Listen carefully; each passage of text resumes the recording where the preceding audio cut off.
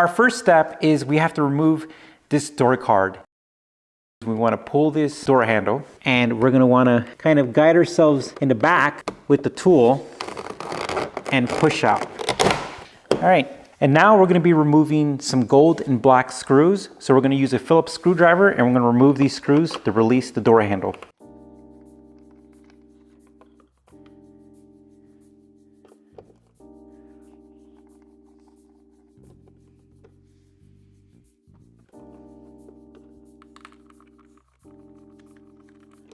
And now we're going to go ahead and remove the door handle, trying to be gentle as possible, and then remove the plug that was right here. And then at this point in time, we're able to reach in here and we're going to be taking some stuff off. So I'm actually going to be using the little packing material. I'm going to put it underneath the door handle. And the reason why is because we don't want to scratch anything. And then at this point in time, my goal is to move this wire over here to take it off of this little lever action here.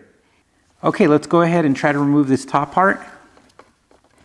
Now essentially, all I'm going to do is push over and out. So this part is out. And I'm taking a picture, and now we're going to remove it. So we took a picture of where it went, and now the handle is loose.